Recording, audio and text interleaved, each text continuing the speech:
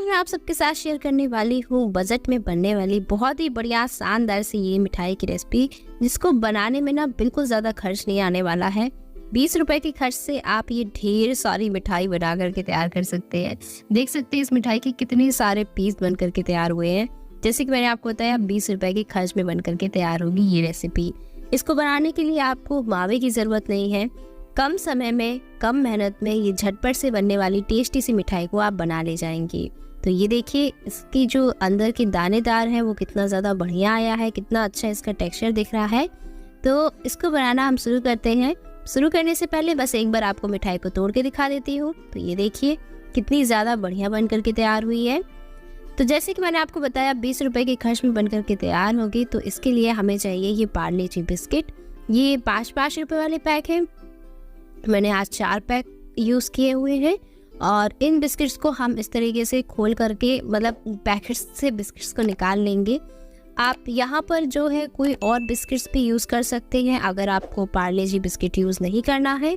या फिर कई बार ऐसा भी होता है ना कि जो बिस्किट है वो सील जाते हैं, और बरसात के समय पे भी तो ऐसा बहुत ज़्यादा ही होता है कि जो बिस्किट है वो पूरे सील जाते हैं और खाने में बिल्कुल भी टेस्टी नहीं लगते हैं। तो आप उन बिस्किट को भी आज जो है इस रेसिपी में यूज़ कर सकते हो। उनको भी आप आगे जो है वीडियो में मतलब या इस रेसिपी में यूज़ कर सकते हैं। तो अब मैं आपको बताती हूँ कि क्या करना है। खैर इससे पहले मैं आपको बता दूँ कि ये जो मैरी लाइट वाला बिस्किट आता है ना, ये वाला, आप ये बिस्किट भी यूज़ करना चाहते हैं तो भी आप यूज़ कर सकते हैं। तो अगर आप ये वाला यूज़ कर रहे हैं तो ये 10-10 वाला 2 पैकेट आप ले लीजिए तो काम बन जाएगा। और यहाँ पर आज मैं जो है सिर्फ पार्ले जी बिस्किट का यूज़ करके बनाऊंगी। अब इस रेसिपी में आप चाहें तो देसी घी का इस्तेमाल कीजिए या फिर तेल का यूज़ कीजिए, ये आपके ऊपर है। मैंने घी डाला हुआ है, घी मेल्ट हो चुका है और जब घी हमारा थोड़ा सा गर्म हो जाएगा तब इसके अंदर हम बिस्किट डालेंगे। तो पहले मैंने देखा कि घी गर्म नहीं था और जैसे ही घी हल्का गर्म हो गया मैंने इसमें ये बिस्किट्स को डाल दिए। तो यहाँ पर अब हम बिस्किट्स को फ्राई करेंगे, लेकिन ध्यान रखिएगा बिस्किट को जलाना बिल्कुल भी नहीं है, इसीलिए आप मीडियम टू लो के बीच में ही अपना जो गैस का फ्लेम है उसको रखिएगा। अगर आपने थोड़ा भी ज़्यादा घी को हीट कर लिया ना तो ये कब जल जाएंगे देखते ही देखते आपको पता भी नहीं चलेगा। तो इस चीज़ का आप थोड़ा सा ध्यान रखिएगा।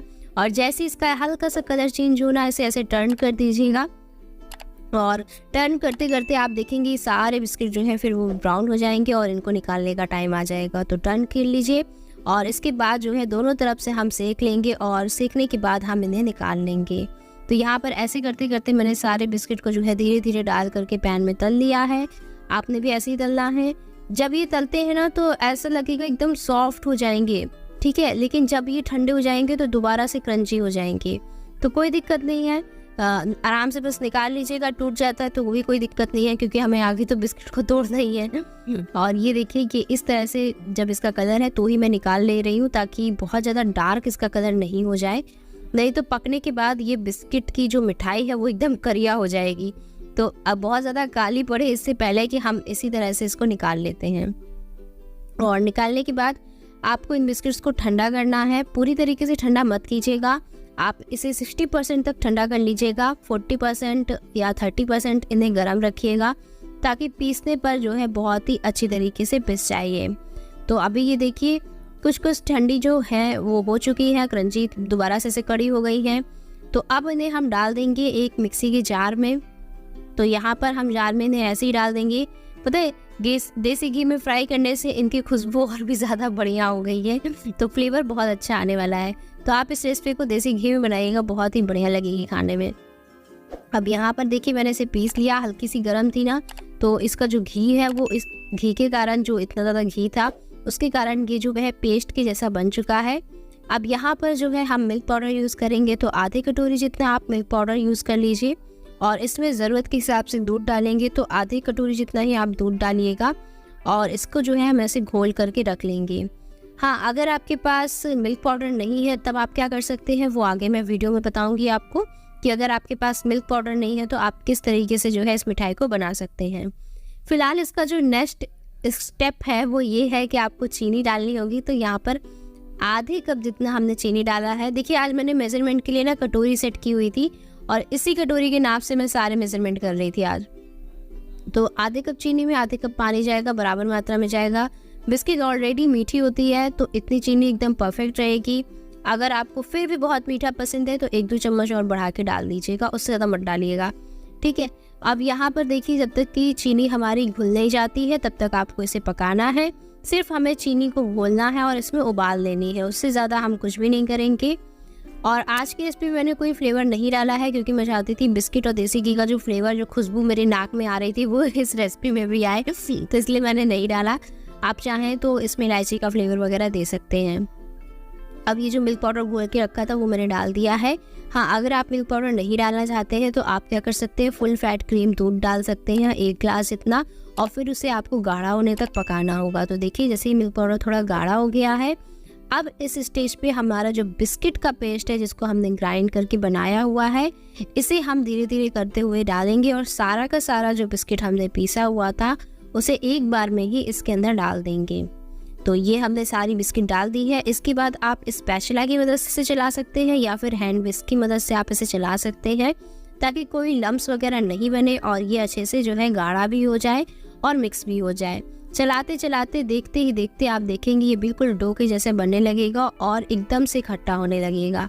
तो इसीलिए बस यहाँ पर आपको हाथ नहीं रोकना है, चलाते जाना है, बढ़िया तरीके से इसे चलाएंगे।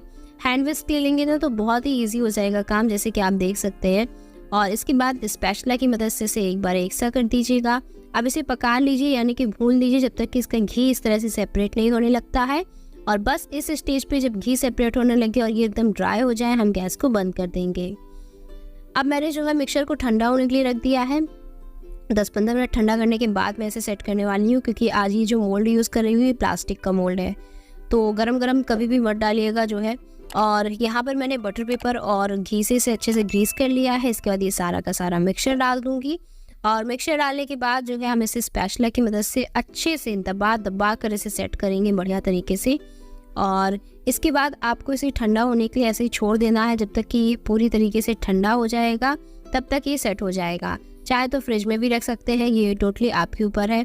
और ये देखिए कितनी ज़्यादा बढ़िया ये रेसिपी सेट हो चुकी है। अब इसके ऊपर मैं चांदी का वर्क लगा रही हूँ। अगर आपके पास ये सिल्वर वर्क है तो आप लगा दीजिए, नहीं तो कोई बात नहीं, स्किप कर सकते हैं। और अब जो है हम इसे कट कर लेंगे। तो ये देखिए कितने अच्छी तरीके से ये रेसिपी कट हो रही है, बिल्कुल भी चिपक नहीं रही है। तो आप समझ सकते हैं कि ये कितनी ज़्यादा परफेक्ट बनकर के तैयार हुई है। बिस्किट की रेसिपी है इसलिए अंडर एस्टिमेट मत कीजिएगा इसे कि इसका टेस्ट कैसा लगेगा, ये क्या कर दिया है, ऐसा कुछ नहीं है। एक बारी बना के देखिएगा, आपको बहुत पसंद आएगी। पहले कोई भी रेसिपी हो मैं खुद ट्राई करती हूँ, मुझे अच्छी लगती है तब मैं आप लोग के साथ शेयर करती हूँ। तो इस रेसिपी को बिल्कुल भी अंडर एस्टिमेट मत कीजिएगा, एक बारी ट्राई कीजिएगा, आप सभी को बेहद पसंद आएगी। वीडियो अच्छा लगे तो अपने दोस्तों के साथ शेयर कर दो, उसमें क्या जाता है, एकदम फ्री में तो शेयर होता है। मिलते हैं नेक्स्ट रेसिपी में।